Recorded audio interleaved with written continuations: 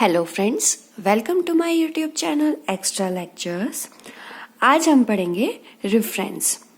Reference क्या होते हैं, रेफरेंस का सिंटेक्स क्या होता है, रेफरेंस कैसे बनते हैं, और एक प्रोग्राम के थ्रू हम देखेंगे कि नॉर्मल वेरिएबल और रेफरेंस में क्या डिफरेंस रहता है। तो रेफरेंस वेरिएबल को दिया हुआ, एक एग्जिस्टिंग वेरिएबल को दिया हुआ दूसरा नाम रहता है।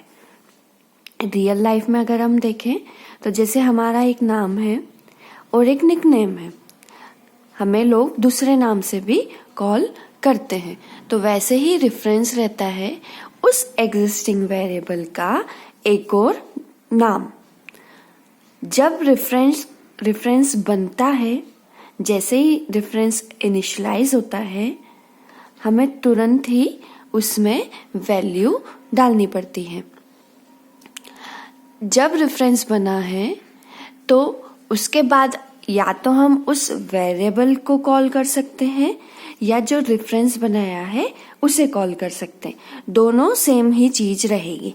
जब भी हम रेफरेंस बनाएंगे और एक वेरिएबल बनेगा, उसका एक रेफरेंस बनेगा, तो या तो हम उस वेरिएबल के नेम से कॉल कर सकते हैं, उस वेरिएबल को प्रिंट करा सकते हैं, या रेफरेंस से प्रिंट करा सकते हैं। दोनों का जो आउटपुट आएगा वो सेम ही रहेगा, दोनों सेम ही रहते हैं। बस एक हम ऐसे बोल सकते हैं, एक वेरिएबल को हम उसका एक और नया नाम दे देते हैं जिसको बोलते हैं रेफरेंस।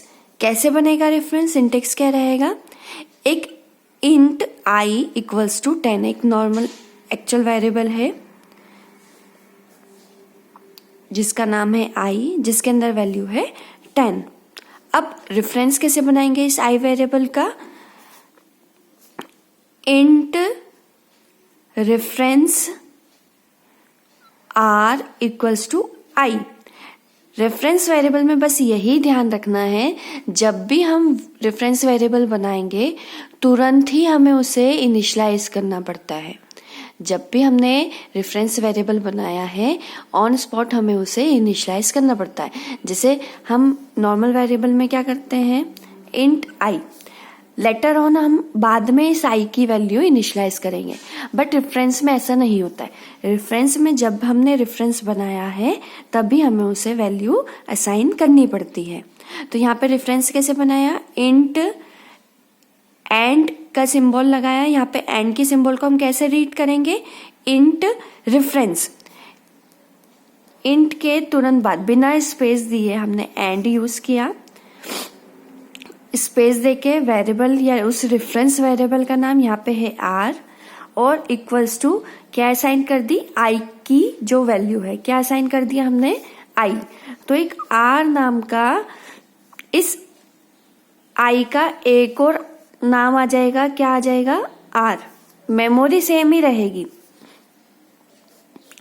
ये एक आई था, अब इसका एक और नाम आ जाएगा, क्या नाम आ जाएगा, आर। रेफरेंस नाम आ जाएगा आर नाम से। ये भी क्या कर रहा है, आई की वैल्यू ही स्टोर करके रखा है। इसके अंदर भी क्या वैल्यू है, आई। आई के अंदर क्या वैल्यू है, 10। तो बाय डिफॉल्ट इसके अंदर भी वैल्यू 10 आ जाएगी। कैसे रीड करेंगे, int reference are equals to i. अब रेफरेंस और पॉइंटर में क्या डिफरेंस है, देखिए रेफरेंस नल नहीं हो सकता, बट पॉइंटर नल होता है। नल पॉइंटर होता है जिसके अंदर 0 वैल्यू रहती है। हमने पॉइंटर आई बनाया जिसके अंदर नल वैल्यू डाली, तो ये क्या करेगा, 0 वैल्यू से असाइन कर देगा। बट रेफरेंस नल नहीं हो सकता है। रेफरेंस के अंदर जैसे हमने देखा, रेफरेंस के अंदर कोई ना कोई वैल्यू रहेगी, क्योंकि हम इनिशियलाइज कर देते हैं। जब वेरिएबल बना है तो वेरिएबल बनाने के बाद उस वेरिएबल की वैल्यू इनिशियलाइज हो रही, तो वेरिएबल के अंदर कुछ ना कुछ कांस्टेंट होगा, तो वो वैल्यू यहाँ पे असाइन हो जाएगी। जब रेफरेंस बनता है, अगर वो किसी एक वेरिएबल को या एक ऑब्जेक्ट को पॉइंट कर रहा है, एक वेरिएबल का रेफरेंस हमने बनाया, अगर वो किसी वेरिएबल या ऑब्जेक्ट को पॉइंट कर रहा है तो वो फिर अब चेंज नहीं हो सकता। जैसे यहाँ पे एक आर नाम का रेफरेंस बनाया, किसका बनाया अपन ने, आई का।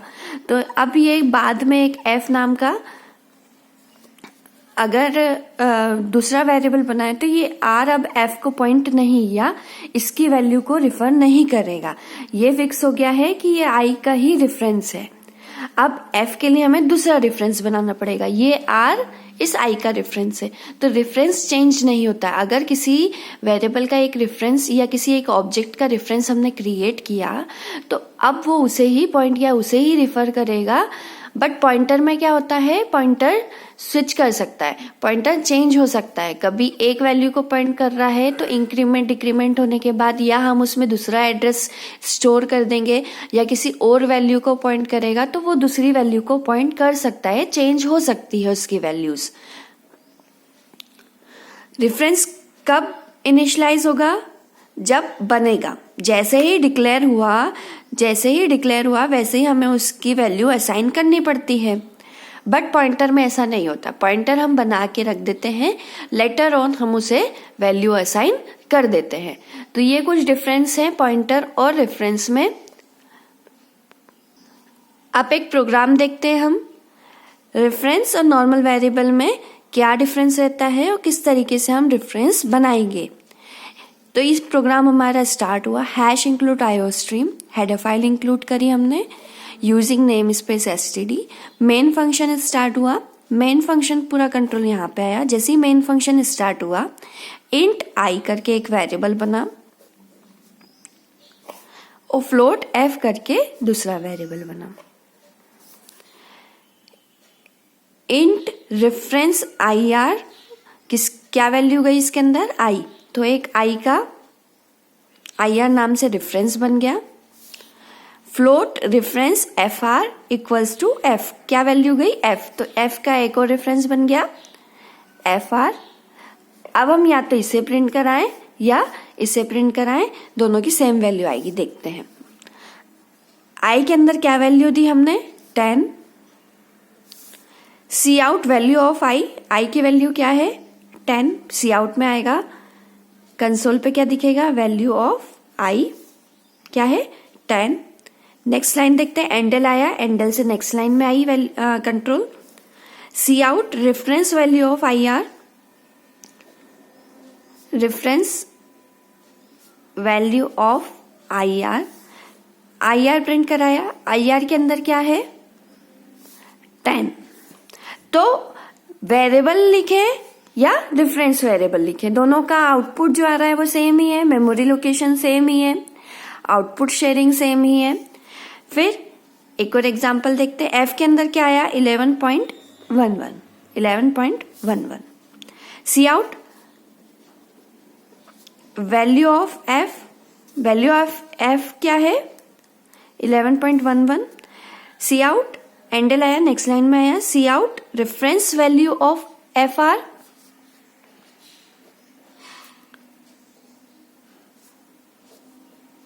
Reference value of f r के अंदर क्या है, 11.11, एंडल रिटर्न 0।